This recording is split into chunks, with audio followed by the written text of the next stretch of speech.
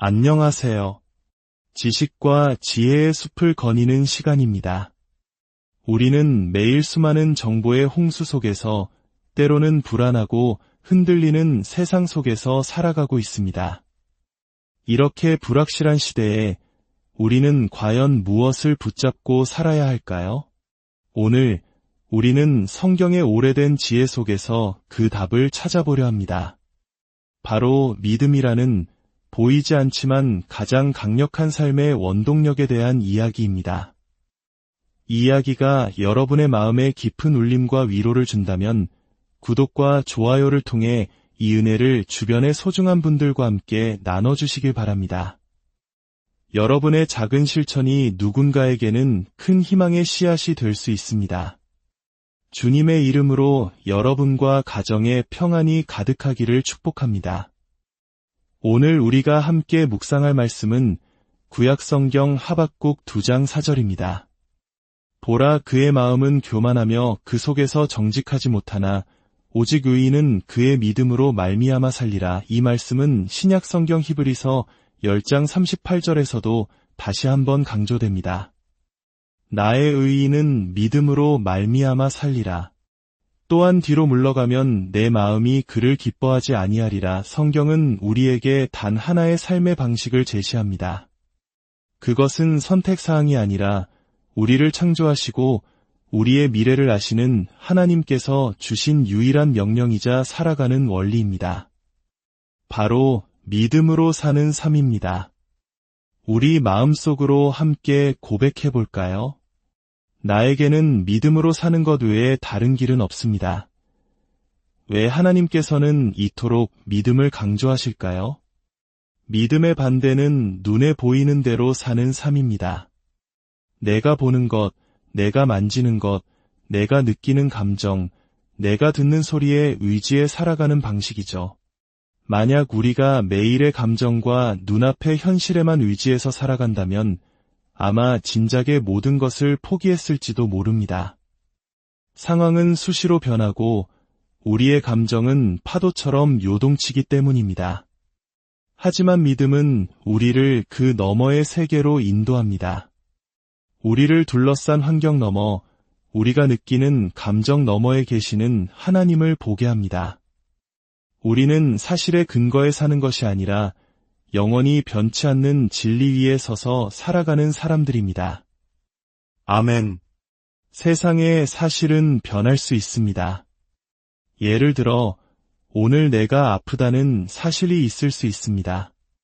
하지만 그보다 더 큰 진리가 있습니다.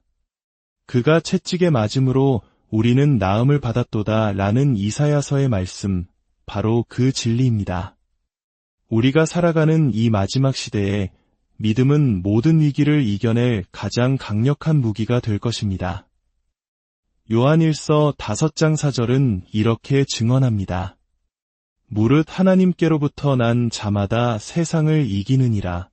세상을 이기는 승리는 이것이니 우리의 믿음이니라. 세상 사람들처럼 생각하고 세상의 방식대로 살아간다면 우리는 절망에 빠질 수밖에 없습니다.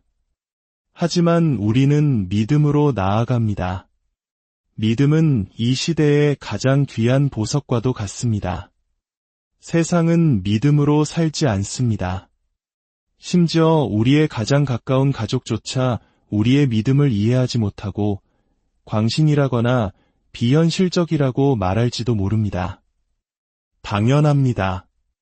그들은 믿음이 보는 보이지 않는 세계를 볼 수 없기 때문입니다. 예수님께서 이 땅에 다시 오실 때 바로 이 믿음을 찾으러 오실 것이라고 말씀하셨습니다.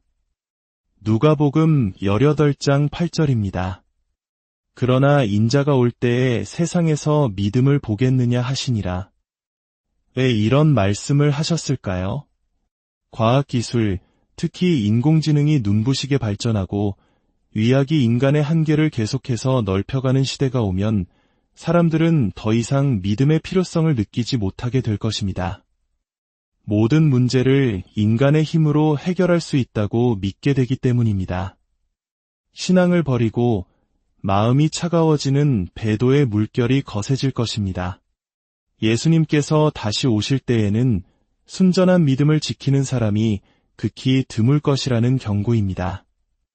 우리를 하늘에 연결하는 것은 오직 믿음뿐입니다. 그 순간에 믿음 안에 깨어있지 않다면 주님이 오신 것조차 알지 못할 것입니다. 지난 팬데믹 기간 동안에도 많은 사람들이 믿음을 잃고 교회를 떠났습니다. 실망하고 낙심하여 뒤로 물러섰습니다. 그러나 그리스도 안에 있는 참된 믿음은 끝까지 인내하는 믿음입니다. 놀라운 사실은 지금 이 순간에도 예수님께서 하늘에서 우리의 믿음이 약해지지 않도록 기도하고 계시다는 것입니다. 누가복음 22장에서 예수님은 베드로에게 이렇게 말씀하십니다. 시몬아, 시몬아, 보라 사탄이 너희를 밀가부르듯 하려고 요구하였으나 그러나 내가 너를 위하여 내 믿음이 떨어지지 않기를 기도하였노니 너는 돌이킨 후에 내 형제를 굳게 하라. 사탄은 언제나 우리의 믿음을 공격합니다. 우리의 확신, 우리의 신뢰를 훔치려 합니다. 왜냐하면 믿음을 잃으면 모든 것을 잃기 때문입니다. 가정을 잃고 건강을 잃고 모든 것을 잃게 됩니다. 하지만 주님께서 우리를 위해 기도하고 계십니다. 어떤 위기 속에서도 우리가 붙들어야 할 가장 소중한 것은 바로 하나님을 향한 믿음과 신뢰입니다. 자, 이제 오늘의 핵심 구절로 다시 돌아가 보겠습니다. 오직 의인은 그의 믿음으로 말미암아 살리라. 그렇다면 여기서 말하는 의인은 누구일까요? 의롭다는 것은 하나님 앞에서 올바른 상태, 바른 관계에 놓여 있음을 의미합니다. 혹시 이 자리에 스스로 나는 의인이다라고 생각하는 분이 계신가요? 저는 제가 의인이라고 믿습니다. 제가 완벽해서가 아닙니다. 제가 죄가 없어서도 아닙니다. 의인이란 주님께서 그의 모든 죄를 용서하시고 의롭다고 칭해주신 사람을 의미합니다. 하나님께서 여러분의 죄를 용서하셨음을 믿으십니까? 그렇다면 여러분은 의인입니다. 죄를 용서받은 우리는 하나님 앞에 담대히 설 수 있는 올바른 신분을 얻었습니다. 바로 이 신분, 이 관계 속에서 우리의 믿음이 역사하기 시작합니다. 의인의 삶은 두 가지 기반 위에 서 있습니다. 첫째는 하나님 앞에서의 신분입니다. 우리는 죄인이었지만 예수 그리스도의 보혈로 말미암아 용서받고 의롭다 칭함받은 하나님의 자녀라는 신분을 가졌습니다. 둘째는 하나님과의 관계입니다. 이 신분을 가진 자로서 매일의 삶에서 순종과 헌신, 그리고 하나님을 경외하는 마음으로 주님과 동행하는 것입니다. 우리의 믿음은 이 두 가지, 즉 우리의 신분과 우리의 관계에서 흘러나옵니다. 하나님과의 올바른 관계란 무엇일까요? 그것은 하나님의 말씀에 순종하는 삶, 하나님께 헌신하는 삶, 하나님을 두려워할 줄 아는 경외의 삶, 그리고 온전히 하나님을 신뢰하는 삶입니다. 이렇게 올바른 신분과 올바른 관계 속에 거할 때 비로소 우리에게는 하나님의 자녀로서 누릴 수 있는 권리와 특권이 주어집니다. 하나님과 바르지 않은 관계에 있는 영역에서는 어떤 권리도 특권도 누릴 수 없습니다. 그러나 우리가 하나님 앞에 정직하고 바르게 서 있는 영역에서는 놀라운 권리와 특권이 따라옵니다.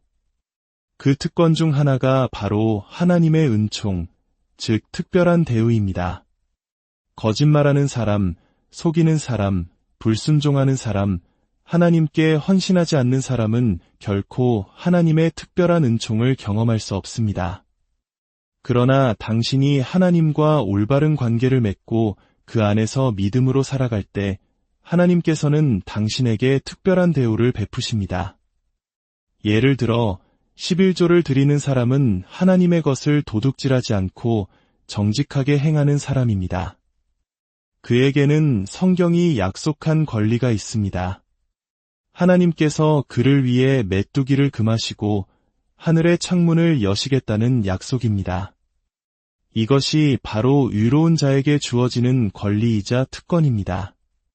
많은 사람들이 하나님의 특별한 대우를 원하면서도 순종하거나 헌신하지는 않습니다. 특권은 요구하는 것이 아니라 하나님과의 올바른 관계를 통해 얻어지는 것입니다. 순종하고 헌신하고 섬길 때 하나님께서는 우리에게 특별한 은총을 부어주십니다. 사랑하는 아버지 하나님, 이 말씀을 듣는 모든 의로운 백성들에게, 정직한 당신의 자녀들에게, 순종하고 헌신하는 이들에게 하나님의 특별한 은총을 선포합니다. 세상이 줄 수 없는 하늘의 특별한 대우가 이들의 삶에 넘치게 하옵소서. 오직 의인은 믿음으로 말미암아 살리라. 이제 살리라는 단어에 주목해 봅시다. 이 단어의 히브리어 원어는 하야입니다. 이 단어는 단순히 존재한다는 의미를 훨씬 뛰어넘습니다. 하야는 회복하다, 소생하다, 생기를 불어넣다, 보존하다, 새롭게 하다, 건설하다와 같은 역동적인 의미를 모두 포함하고 있습니다. 즉, 믿음으로 산다는 것은 믿음을 통해 우리의 삶 모든 영역에서 회복되고 소생하며 새롭게 건설되는 경험을 하는 것입니다. 잃어버렸던 것을 믿음으로 되찾고 무너졌던 것이 믿음으로 다시 세워지며 지쳤던 영혼이 믿음으로 새 힘을 얻는 것입니다. 우리는 믿음으로 일하고 믿음으로 잠자고 믿음으로 기도하고 믿음으로 예배합니다. 로마서 14장 23절은 충격적인 말씀을 합니다. 믿음을 따라 하지 아니하는 모든 것이 죄니라. 믿음 없이 먹는 것도 죄입니다. 믿음 없이 잠드는 것도 죄입니다. 믿음으로 행하지 않는 모든 것이 하나님 앞에서 죄가 된다는 것입니다. 오늘날 우리가 먹는 음식들은 유전자 변형식품 등으로 오염된 경우가 많습니다. 우리는 음식을 먹기 전에 기도해야 합니다. 주님, 믿음과 기도로 이 음식을 거룩하게 합니다. 믿음으로 축복하고 먹을 때 그 음식은 우리에게 해가 되지 않고 생명이 될 것입니다. 밤에 잠 못 이루는 분들이 많습니다. 불면의 영이 우리를 괴롭힙니다. 세상의 염려와 걱정이 우리를 짓누릅니다. 그러나 시편 기자는 고백합니다. 내가 평안히 눕고 자기도 하리니 나를 안전히 살게 하시는 이는 오직 여호와이시니이다.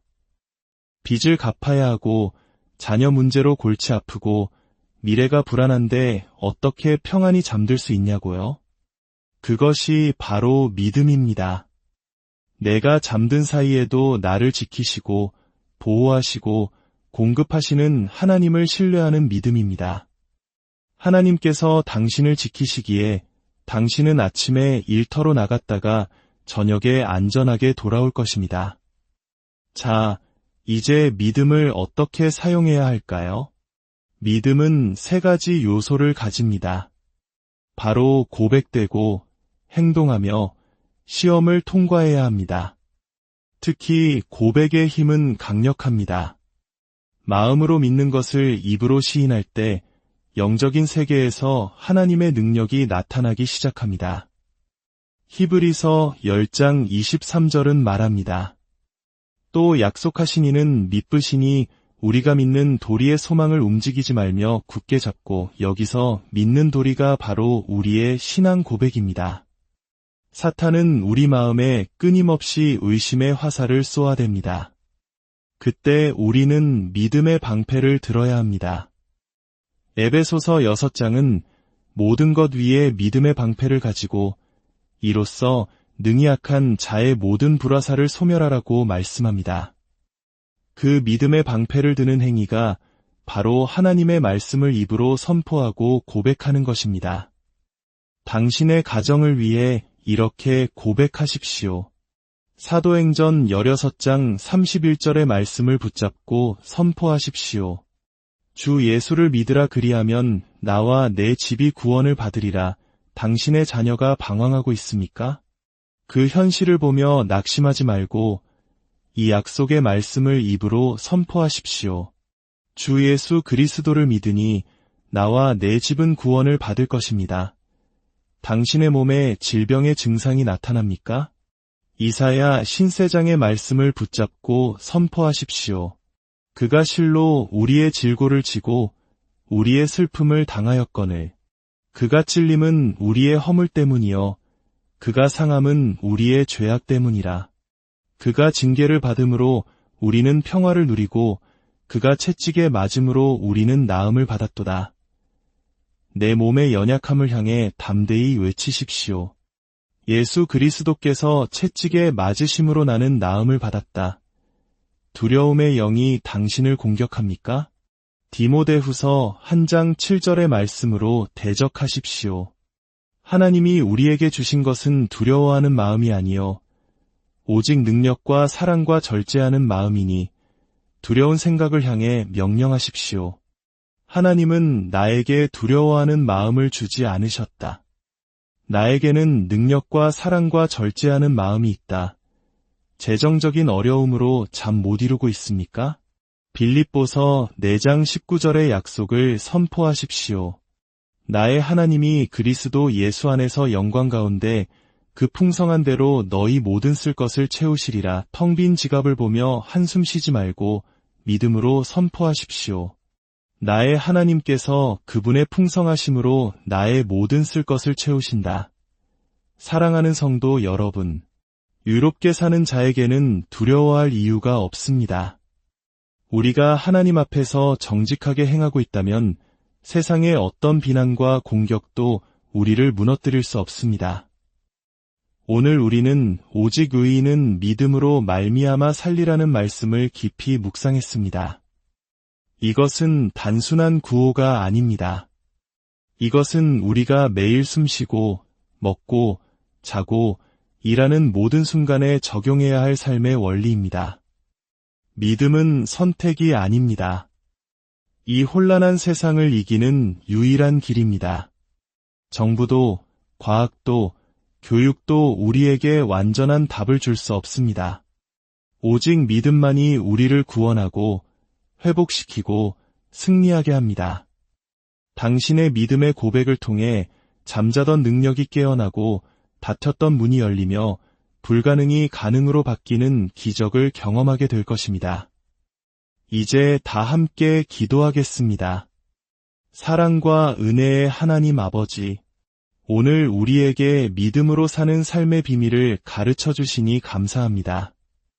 세상의 현실과 감정에 흔들리지 않고 오직 변치 않는 하나님의 약속의 말씀 위에 굳게 서게 하옵소서. 우리가 예수 그리스도의 보혈로 유롭게 되었음을 기억하게 하시고 매일의 삶에서 순종과 헌신으로 주님과 동행하는 참된 관계를 맺게 하여 주시옵소서. 우리의 입술을 주장하사 불평과 의심 대신 믿음의 고백과 감사의 찬양이 넘치게 하옵소서. 약속의 말씀을 선포할 때마다 어둠의 세력이 떠나가고 하늘의 능력이 임하는 것을 보게 하옵소서. 이 말씀을 듣는 모든 당신의 자녀들이 삶의 모든 영역에서 하야의 능력을 경험하게 하옵소서.